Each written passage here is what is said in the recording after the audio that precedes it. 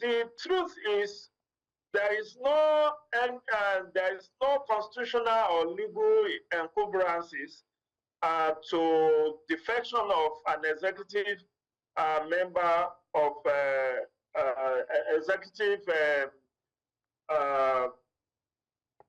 person, whether it's president, vice president, governor, or deputy governor, down to state, down to local government chairpersons and vice chairpersons.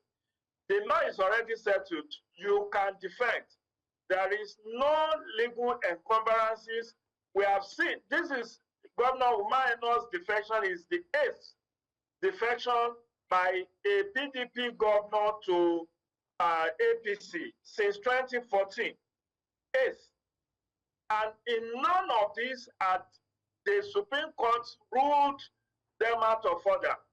We have also seen way back in 2007 when Vice President Akwa Ibom defected from the PDP that brought him to power to Action Congress, under which it contested the 2007 presidential election.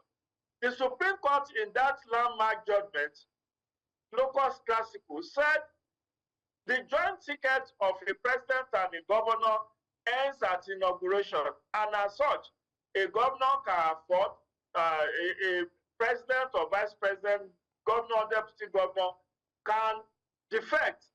In fact, there was a very curious one, a very interesting one in Sokoto, I guess, where the governor defected to APC and the deputy governor decided to stay back in PDP. And that's how they ended their tenure. So, unlike the legislative arm that have these encumbrances as stipulated in Section 69, subsection 1G of the Constitution of the Federal Republic of Nigeria 1999 as altered, where it says there must be factionalization, at least at the headquarters of the party, before you could justifiably differ from one party to the other. In the case of the executive, there is no such orders for you to cross. Okay. Now, I mean, we also have the writings on the wall anyway, and the governor had earlier pointed to PDP's internal crisis as part of reasons for his political shift. But then would you blame him? Well, I won't blame him. Don't forget, Lekon, political parties have been converted into a special purpose vehicle in Nigeria. At least I know that for certain. Unlike football teams, where you could say somebody is a gunner for life, that is a supporter of Arsenal, or Blues for life, that is a supporter of Chelsea. You can have great-grandparents having the Chelsea supporter down to their children, down to their grandchildren. You can have Red Devils for life or Liverpool for life. But when it comes to the game of politics, there is nothing like for life. In fact, that's why you see, when you look at the South region, for some 15 years, it was like it's a PDP state or PDP zone. But when Professor Benayade defected, he changed the color. When I think it was Adam, no, aside from Adam Sushomale, we have had former Governor Godwin defecting from APC to PDP. Heaven did not fall. So this man has seen he needs a re-election in 2027. And don't forget, Lekon, his state has produced the #3 citizens of Nigeria today. That's a former governor who is now president of the Senate, Godwin Akwa Ibom. And he does not want to be in opposition, so that if he joins the #3 citizen in APC, if President Bola Tinubu wins re-election in 2027, that means there is likelihood that Godwin Akwa Ibom will be retained. So the state will get that state #3, and his own chances of getting the election will be brighter. So it's all about self-interest. He said he consulted for 3 months. and that yesterday night he concluded his consultation. But even before yesterday, he had already hinted about 2 weeks ago that unless you are not listening to news, he's on his way out. And he gave a credible reason. He said there is a leadership crisis in PDP. He said a situation where, as of now, there is nobody can say who exactly is the official national secretary of PDP. And that he doesn't want a situation where he will win a re-election under PDP and the court will cancel that election on the ground that he was not properly nominated, and that he doesn't want to run that risk, which is part of the reason he gave some 2 weeks ago why he wants to defect. Okay, so you're saying that that move was based on personal selfish interest, so to speak. But he said that he had to link that decision to the need to align his state with the federal government so that the people and the state can benefit more. Again, it's not far from what I said. Number 3 citizens, just imagine what you can bring to your state, the development you can bring to your state as number 3 citizen. In terms of constituency projects, don't forget that number 3 citizen is the chairman of the 2 chambers of the National Assembly. And look at multi-trillion naira constituency projects that were loaded into 2025 budget. I think it's about 6 trillion according to budget. Significant part of that will be given to number 3 citizen who will bring it to his state. So it's part of both personal and for the interest of the state.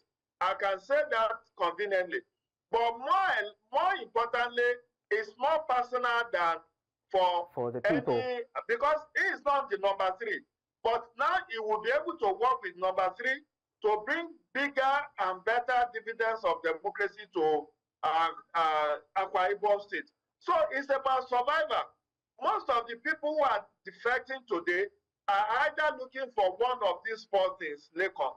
They are either looking for 2027 tickets, or they are looking for contracts, or they are looking for influence to protect their business interests, or they are looking for appointments.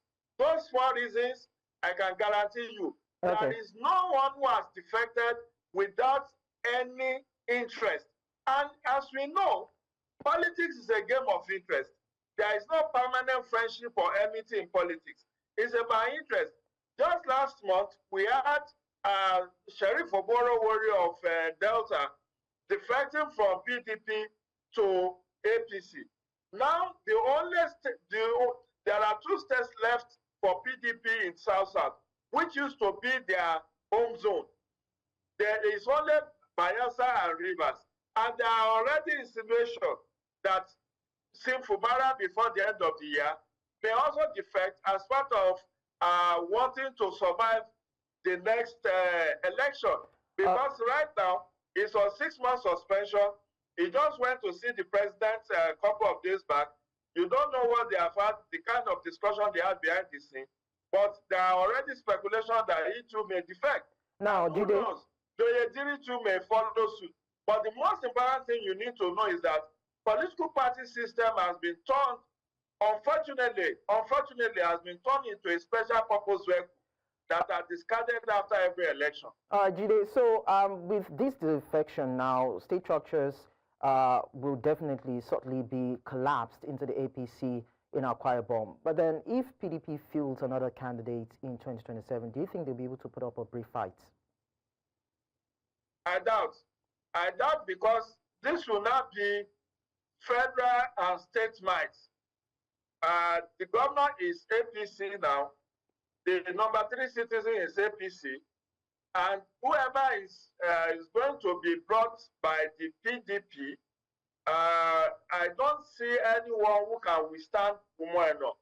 Not because politics cannot change, but I see that even as we speak, the misfortune or the debacle of PDP has not been resolved. And even Olusola Bukola Saraki said that much, was it yesterday or 2 days ago? He said he expected many more of PDP to defect because he has just been inaugurated to reconcile the members. And even in my state of Osun, where people thought is PDP all the way, you could see someone like Olusola who has won about 6 or thereabout election under PDP, defecting to APC. So there is no homogeneity in terms of state, that this state is APC or this state is PDP. In fact, you will be surprised that if the purpose suits Umo Eno before 2027, it can still defect from APC. I've seen it happen. The case of Ochendo, the former governor of Abia State, Theodore Oji, within 2 months, defected into 3 political parties. He left the PPA, moved to ABGA. Within a month of entering ABGA, he defected to PDP. And I think maybe not in this dispensation, he became a member of the the Senate under the PDP, but he was first elected into governorship seat under PPA, which was Odiuzo Okalu's party. Okay. But the two of them, both Imo and Abia governors that were produced by PPA then, were lost to PDP eventually. All right. So politics is about interest, and political party has become a special purpose vehicle, unfortunately. But it is what it is. We have to live with it right now. Of course, politics in Nigeria is dynamic. Thank you so much, Jide Ojo, for sharing your thoughts with us.